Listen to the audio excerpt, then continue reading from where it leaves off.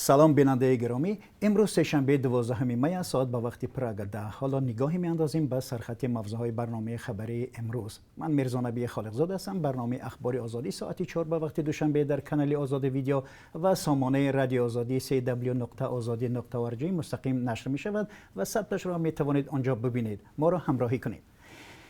عبدالله غربتی، خبرنگار 23 ساله آژانسی اطلاعاتی از پیروز در دوشنبه مورد حمله افراد ناشناس قرار گرفته است و شام 11 می در پیام کوتاه در این باره خبر داده و گفت تفصیلات را دیرتر می نویسد.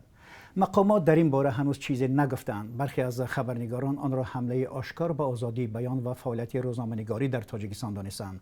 عبدالله غربتی روزهای اخیر اصلا فعالانه مشکل شفاخانه‌ها و مسائل وابسته به بیماری همه‌گیر کرونا ویروس را باستا می‌داد. همکارانش عبدالله غربتی را برای رسانیدن یاری طبی به بیمارستان بردند.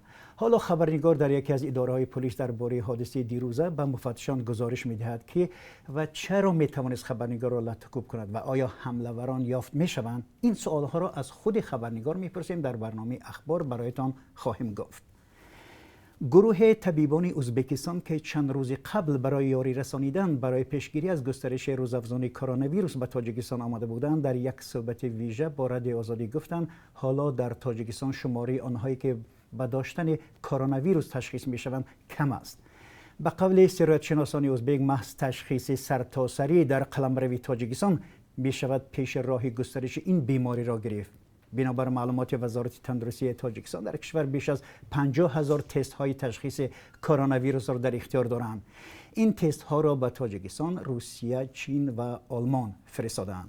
در آرامگاه در کنار شهر سنت پترزبورگ مهاجر کاری تاجیک را به خاک سپردند. جهانبک ایدیبکوف، مهاجر تاجیک در این شهر، از بیماری کووید 19 درگذشته بود. پس از درگذشت او رادیو آزادی با نزدیکانش هم صحبت شده بود و معلوم شد که در غریبی مردن هم آسان نیست. برای دفن او پول بسیاری ضرور شد و والدانش از کنسولگری تاجیکستان در سنت پترزبورگ کمک خواستند. کنسولگری هم در پاسخ به درخواست این خانواده گفت در دفن او با رعایت مراسم ملی مساعدت خواهند کرد.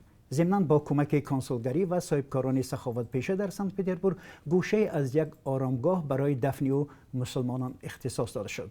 در مورد گور و چوب این مهاجر تاجیک گزارشی ویدیویی هم داریم. در برنامه اخبار آزادی ما را همراهی کنید، آن را با هم تماشا میکنیم.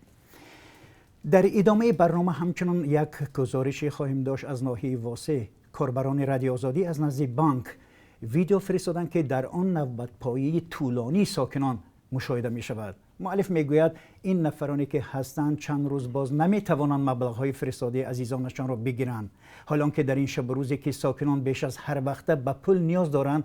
نوبت‌پایی طولانی پشت در بانک بدون رعایت مسافه اجتماعی در شرایط گسترش کرونا ویروس چه پیامد داشته میتواند و بانک ملی در این باره چی میگوید؟ در برنامه اخبار آزادی برایتان گزارش خواهم داد.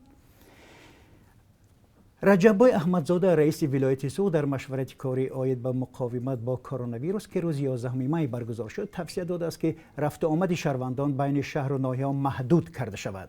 بنا به اطلاع خدمات مطبوعاتی رئیس ولایت سوق، رئیس ولایت به مسئولین دستور داده است که در بین مردم کارهای فهماندهی را پرزور نمایند. احمدزاده گفته است حالا هم در شهر و دهات ولایت ساکنان به استفاده از نقاب گشت و گذار دارند و قاعده های گیگینی را به طور ضروری رعایت نمی کنند. مسافه بین یکدیگر جمع آمدن، مقدار زیادی مردم در نقطه‌های فروش خوراک عمومی رفت و آمد بین خانوادگی تا حال ادامه دارد که رعایت نکردن معیارهای بی‌خطری باعث زیاد گشتن بیماری شده می‌تواند. با دستور رئیس سوق بین شهر و نواحی ولایت بدون ضرورت رفت و آمد شهروندان محدود شده به نظارت رجعی گوشه نشینی پرزور می شود. دفتر مطبوعات درباره چگونه جاری شدن این توصیه‌ها و با کدام رجع عمل کردن آنها معلومات نداده است. و بینندگان ارجمند، ما هر لحظه خبر و حادثه‌های تاجیکستان و جهان را پیگیری می‌کنیم. در برنامه اخبار شما را با آخرین تحولات تاجیکستان و جهان آشنا می‌سازیم. تا کمتر از 3 ساعت دیگر ما را در پخش زنده در صفحه آزاد ویدیو در یوتیوب و صفحه‌های رادیو آزادی در فیسبوک و ادنا کلاسیک همراهی کنید. و هم می‌خواهم یک نکته را برایتون بگویم که هر کجای هر حادثه، هر مسئله مهمی که برای حل مشکل جامعه تاجیکستان مساعدت می‌کند برای ما ارسال دارید. خدا نگهدار.